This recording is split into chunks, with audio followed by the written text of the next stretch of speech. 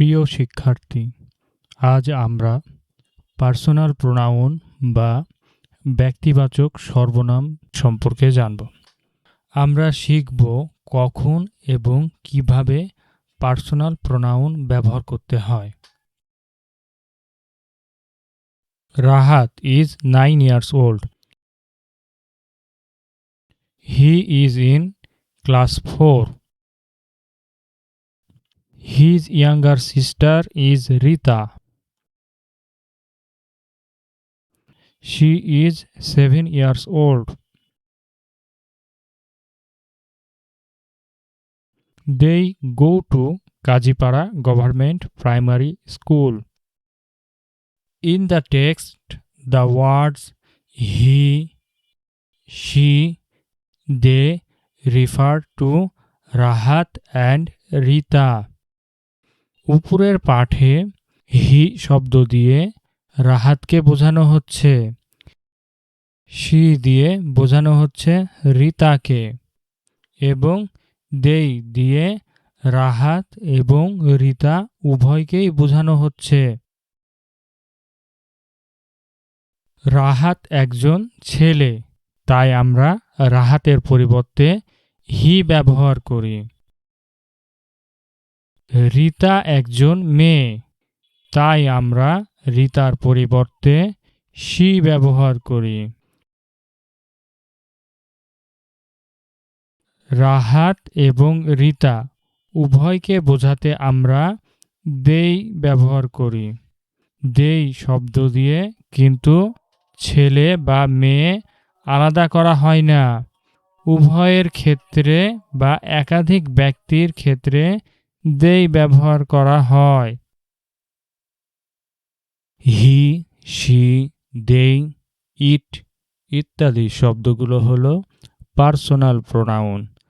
আমরা মানুষ, প্রাণী, স্থান বা বস্তুকে বোঝাই এমন শব্দ বারবার ব্যবহার না করে তাদের পরিবর্তে পার্সোনাল প্রোনাউন ব্যবহার করি। এই টেবিলটা দেখো, এই টেবিলের ডান পাশের প্রোনাউন এবং বাম পাশের প্রোনাউনগুলো দেখি। এখানে আই এবং মি দুটোই পার্সোনাল প্রোনাউন। ইউ, ইউ দুটোই পার্সোনাল প্রোনাউন। হি, হিম, এখানে হি এবং হিম দুটোই personal pronoun. She, her, it, it, we, us, they, them এই সবগুলোই হলো পার্সোনাল প্রোনাউন। এগুলো আমরা অনুশীলন করতে করতেই শিখে যাব, মুখস্থ করার প্রয়োজন নেই। Example, he asked me to collect books. সে আমাকে বইগুলো সংগ্রহ করতে বলেছিল। দেখো, একটু আগে টেবিলে আই এর পাশে মি দেখেছিলাম, এখন এই বাক্যে মি ব্যবহার করা হয়েছে। এখানে হি দিয়ে একজন ছেলেকে বোঝানো হয়েছে আর মি দিয়ে বক্তা অর্থাৎ আমাকে বোঝানো হয়েছে। The cow gives us milk. বইয়ে প্রিন্টিংয়ের সময় হয়তো ভুল করে গিভস এর পরিবর্তে গিভ হয়ে গেছে। আবার টেবিলটি দেখো, টেবিলে উই এর পাশে ছিল আস, তাই এখানে আস মানে আমাদের ব্যবহার করা হয়েছে। চলো এবার আমরা বইয়ের অনুশীলনী সমাধান করি। Rewrite the following sentences using personal pronouns. Personal pronoun ব্যবহার করে নিচের বাক্যগুলো আবার লেখো। একই নাম বারবার না লিখে পার্সোনাল প্রোনাউন ব্যবহার করে নিচের বাক্যগুলো আমরা লিখব। আমরা প্রথমে বাক্যগুলো পড়ব, তারপর বাংলা অর্থ বুঝব, এরপর দেখব কোন নামটি বারবার এসেছে। সবশেষে সেই নামের পরিবর্তে সঠিক পার্সোনাল প্রোনাউন ব্যবহার করব। Sumi goes to school on time. Sumi সময় মতো স্কুলে যায়। Sumi studies attentively. সুমি মনোযোগ দিয়ে পড়াশোনা করে। The class teacher likes Sumi because Sumi works hard. শ্রেণী শিক্ষক সুমিকে পছন্দ করেন কারণ সুমি কঠোর পরিশ্রম করে। এখন বলো তো এখানে কোন নামটি বারবার এসেছে? হ্যাঁ, সুমি নামটা এখানে 4 বার এসেছে। এখন বাক্যগুলো আবার পড়ি এবং যেখানে যেখানে দরকার সেখানে পার্সোনাল প্রোনাউন বসাই। Sumi goes to school on time. এটা প্রথম বাক্য, তাই এখানে সুমি নামটাই থাকুক। Sumi studies attentively. এখানে দ্বিতীয়বার সুমি নামটা এসেছে। এখন বলো তো সুমি কি একজন ছেলে নাকি একজন মেয়ে? সুমি একজন মেয়ে। একজন মেয়ের জন্য আমরা কোন পার্সোনাল প্রোনাউন ব্যবহার করি? হ্যাঁ, শি। এখন বলো তো এখানে সুমি এর পরিবর্তে কোন পার্সোনাল প্রোনাউন বসানো যায়? হ্যাঁ, শি। তাহলে বাক্যটি হবে she studies attentively. The class teacher likes Sumi. শ্রেণী শিক্ষক সুমিকে পছন্দ করেন। শিক্ষক একটা কাজ করছেন, কাজটি হলো পছন্দ করা এবং কাজটি সুমির ওপরে হচ্ছে, তাই এখানে সুমি এর পরিবর্তে আমরা টেবিল থেকে হার পার্সোনাল প্রোনাউনটি ব্যবহার করব। Because Sumi works hard.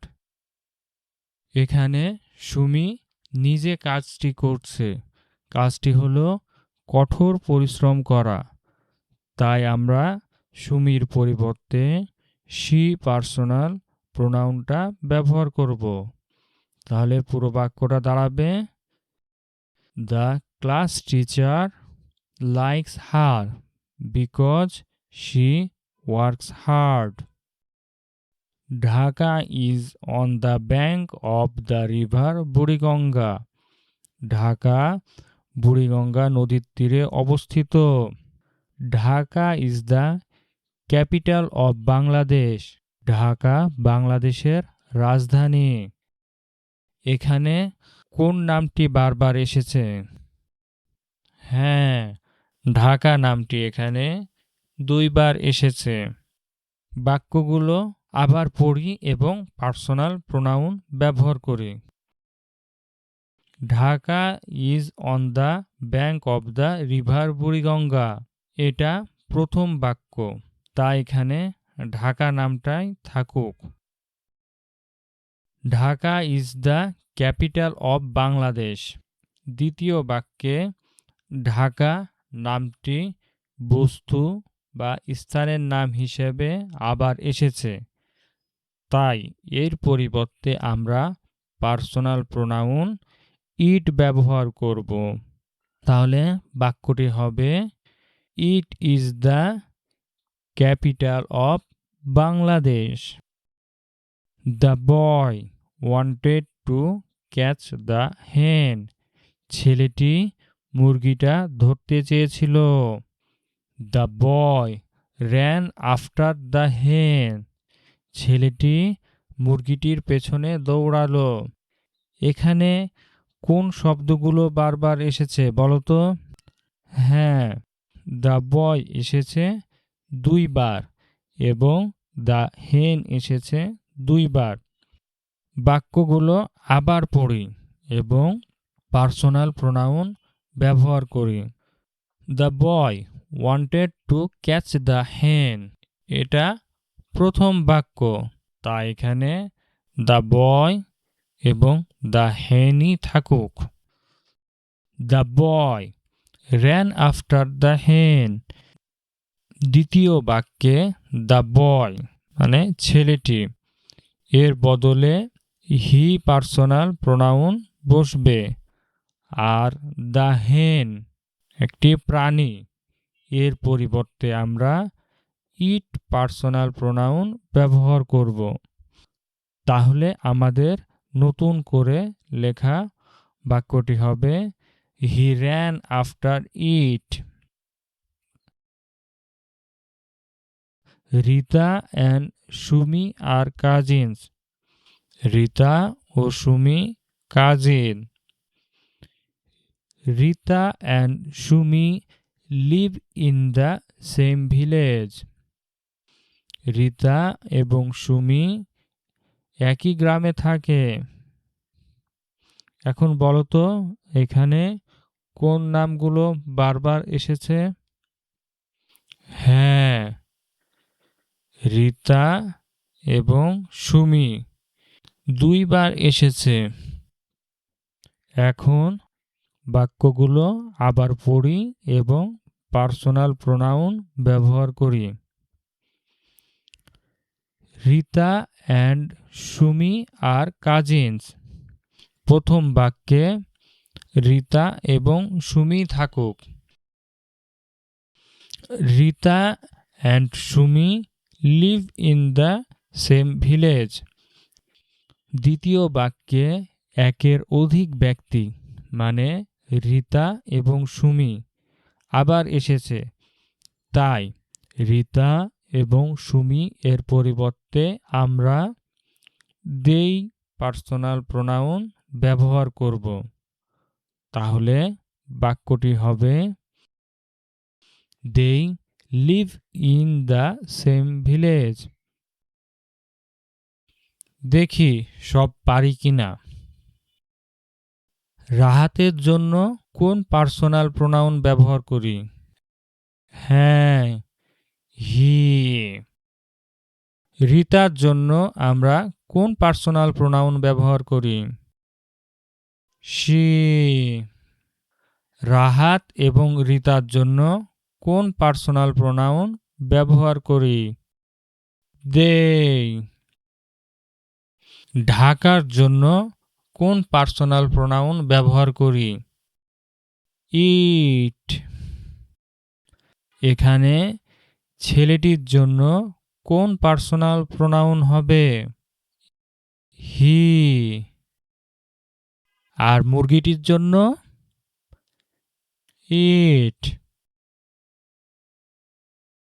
Sumi যদি নিজে কাজ করে তাহলে কোন পার্সোনাল প্রোনাউন ব্যবহার করি?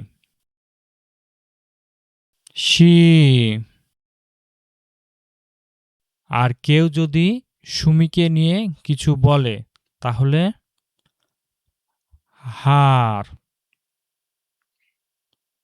আজ থেকে চেষ্টা করবে একই নাম বা একই ব্যক্তি, প্রাণী, জায়গা বা বস্তুর কথা বারবার এলে সেখানে উপযুক্ত পার্সোনাল প্রোনাউন ব্যবহার করতে। আজকের মতো এই পর্যন্তই। আবার পরের কোনো ভিডিওতে দেখা হবে ইনশাআল্লাহ।